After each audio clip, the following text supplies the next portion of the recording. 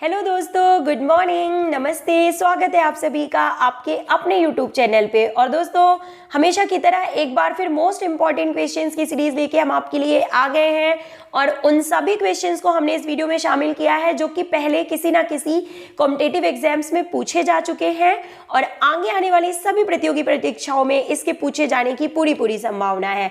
तो शुरू करते हैं क्वेश्चन नंबर 24 के साथ।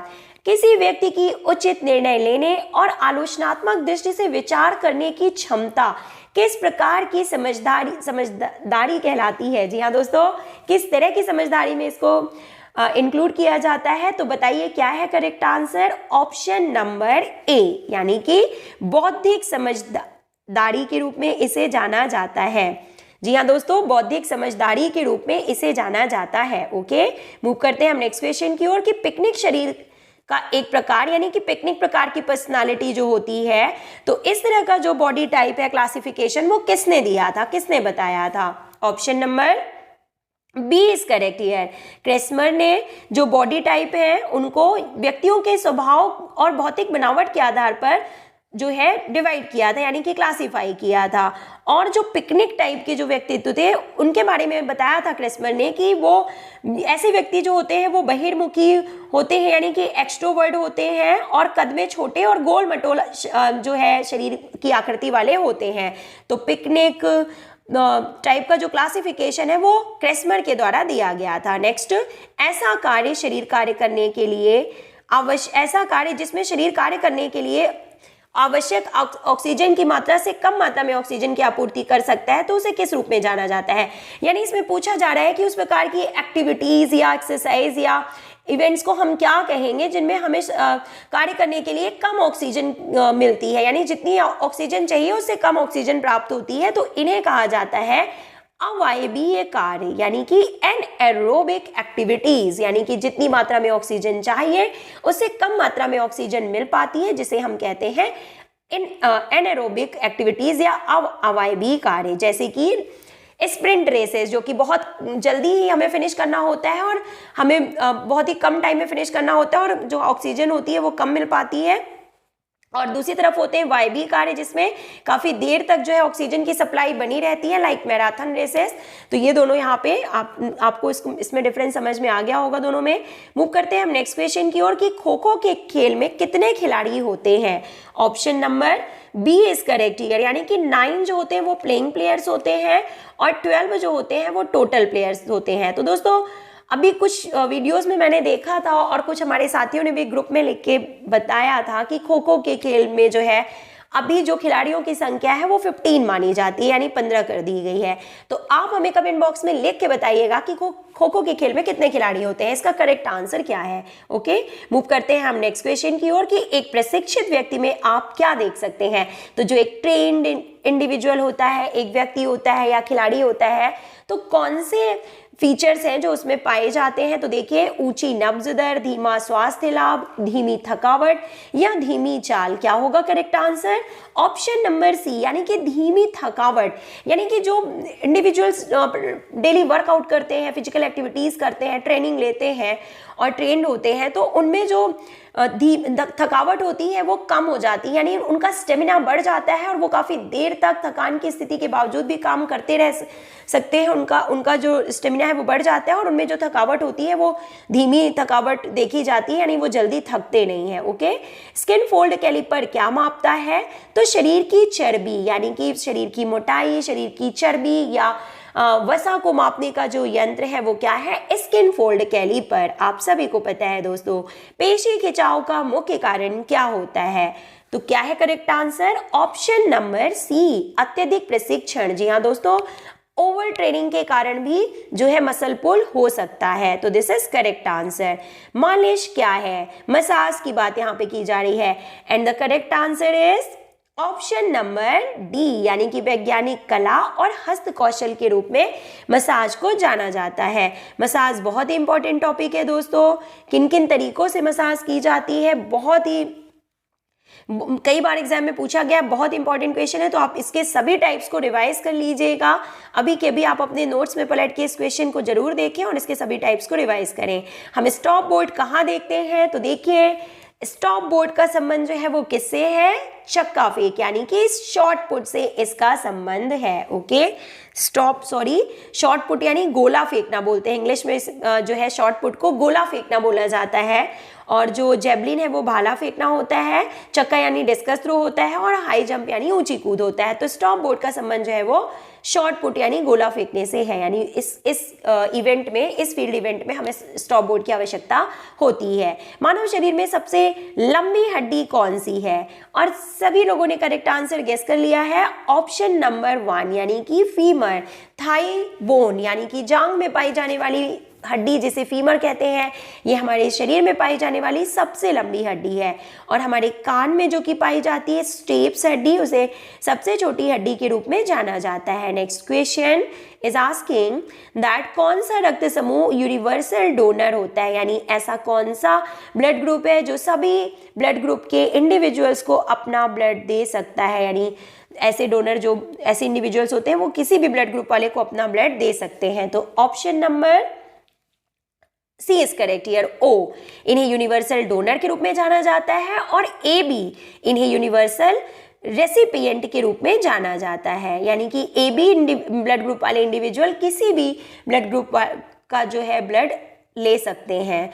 नेक्स्ट, एक औसत कार्यशील महिला के लिए प्रतिदिन कितना प्रोटीन लेना उपयुक्त माना जाता है?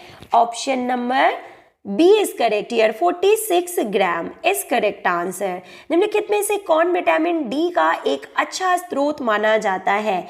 Option number C is correct here, vitamin D की बात की जा रही है। सूर्य की किरणों से हमें विटामिन डी मिलता है। एक स्वस्थ मनुष्य का सामान्य तापक्रम कितना होता है? ऑप्शन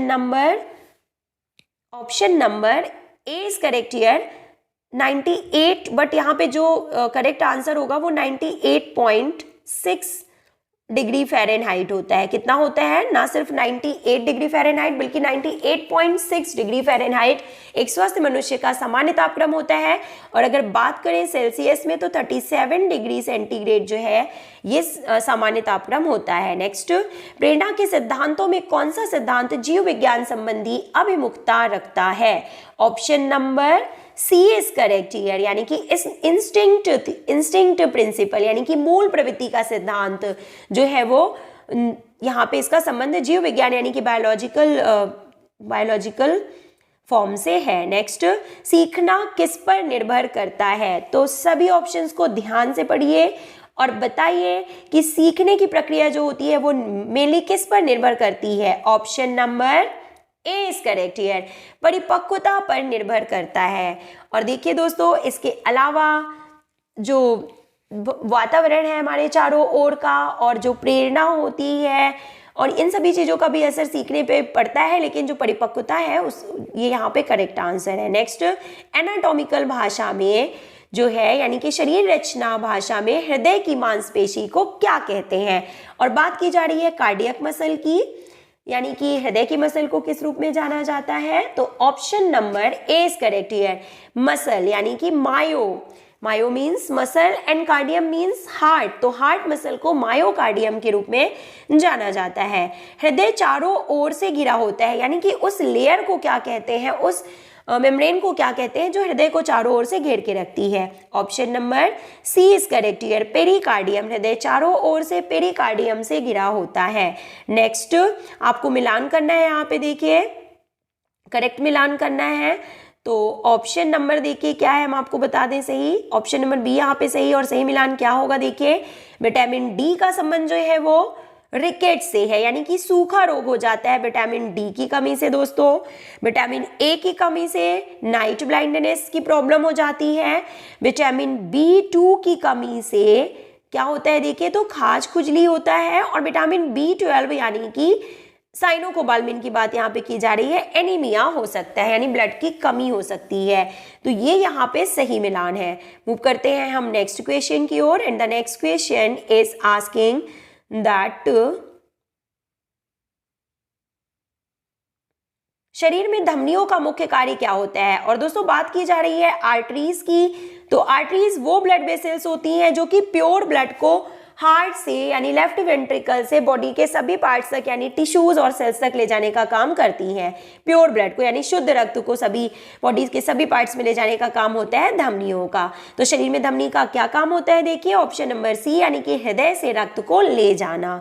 नेक्स्ट, कौन सी हड्डी पैर का एक हिस्सा नहीं है, और आपको बताना है कि which bone is not a part of leg, यानी कि जो देखिए जो हाइंड लिम्स, सॉरी यहाँ पे हम upper limbs and lower limbs का जो है भाग नहीं है कौन सी हड्डी, तो करेक्ट आंसर है यहाँ पे ह्यूमरस, क्योंकि जो ह्यूमरस है वो अपर लिम्स या अपर आर्म्स का पार्ट होती है, अपर लिम्स का पार्ट है, तो इसलिए इसे अपर लिम्स में शामिल करेंगे। और जो लोअर लिम्स में शामिल किए जाते हैं वो है फिब्युला, टिबिया, फीमर। ओके, तो ये है यहाँ पे करेक्ट आंसर। नेक्स्ट, रतौंधी किसकी कमी से होता है, तो विटामिन ए की कमी से हमें नाइट ब्लाइंडनेस की प्रॉब्लम हो जाती है, विटामिन बी से बेरी, विटामिन सी से स्कर्वी, विटामिन डी से सूखा रोग होता है।